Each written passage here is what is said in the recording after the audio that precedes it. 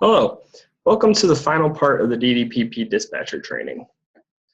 So the next thing you're going to do, once you've already sent the picture with all the information to the two volunteers and they're on their way, you're going to verify that the caller really did agree to the liability waiver.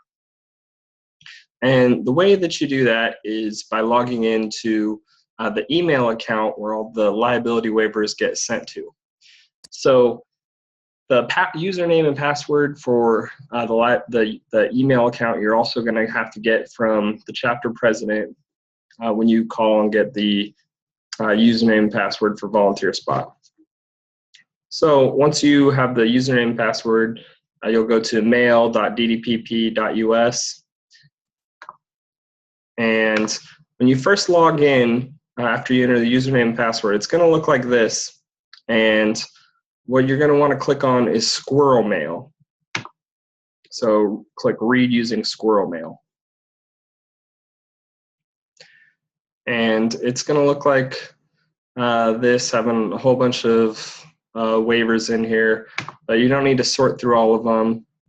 What you do is click this little partial arrow right here and go down to search, and you're going to change it to all folders everywhere, and then you simply type the name of the participant.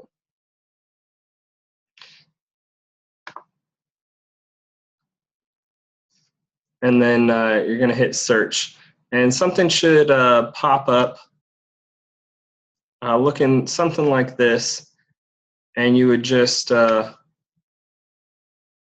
usually just be one.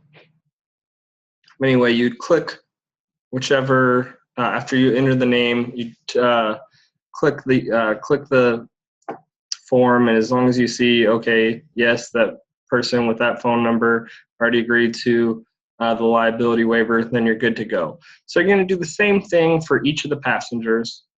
So you might want to just leave this window up throughout the night just so you can check. And like I said, you don't need to check while they're on the phone. You can send the volunteers, save time, because it's going to take a while for the volunteers to meet up and get to the participant and just check after. And if if you're not finding them, what you're going to do, you're going to double check that you have the correct spelling. So when you first get the initial call, you're going to want to make sure that you have the correct spelling. And if they're not in there, then you can call them back just to verify that you do have the correct spelling. If not, you're going to let them know they need to use their smartphones and sign up again, since it's not registered in there, and they need to do that before the volunteers get there. So that is how you verify that the participant agreed to the liability waiver. The next thing that you're going to have to do is, well, this part you don't actually have to do, but if, for instance, something happens at the call, like the volunteers get there and the participant's not answering their phone, they can't find the participant. Since you've already submitted the call information, what you then do is you just submit that in the call notes right here. Also, if the volunteers get there and say, for instance, the participants are being loud, belligerent, and the volunteers just don't feel comfortable driving them home, which is absolutely what they should do. They should, if they're not comfortable driving people home, they should not drive them home. That's one of our policies and procedures. They're supposed to just make an excuse. If they have to go to the bathroom, they leave, and then call you and let them know they're not able to drive them home. In that case, you would make a note here. And if that happens, you would call me at 530-605-8607 if they're not comfortable driving the participant home, and I will try and get them a taxi or get them home safely. But do not think that our volunteers have to drive anybody home. And so just anything that's not a legal matter or a major issue, you would enter in the notes. if it was a legal matter or a major issue, you would also call the chapter president and myself to let us know immediately. Legal matters such as if there was a car accident, if somebody was assaulted. That's never happened in our program, but if it ever did, we'd need to be notified immediately. And like I said this earlier, this doesn't really pertain to this, but if you can't get a hold of any of the volunteers, we need to get notified immediately. So yeah, but it's mostly just normal things that you would log in this call note section. The next thing that you're going to need to do, once the volunteers pick up the participant, they're supposed to be sending you a picture of the written liability waiver that they have all the passengers sign, and especially the person whose car they're driving home, sign the liability waiver. They'll send a picture to your cell phone, and then you just forward it to me at 530-605-8607 so we can make sure those are actually getting signed. And if the volunteers say they don't have any waivers, then let them know that they need to print more before they volunteer again the next night, and they can just print that at ddpp.us on the More Info tab. So as you can see, you keep scrolling down.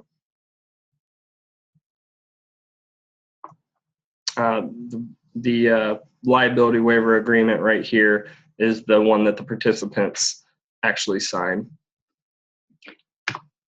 And if they don't have any waivers, that's not ideal, but as long as they agree to the online liability waiver, that's fine. We're not going to not drive somebody home just because volunteers ran out of waivers.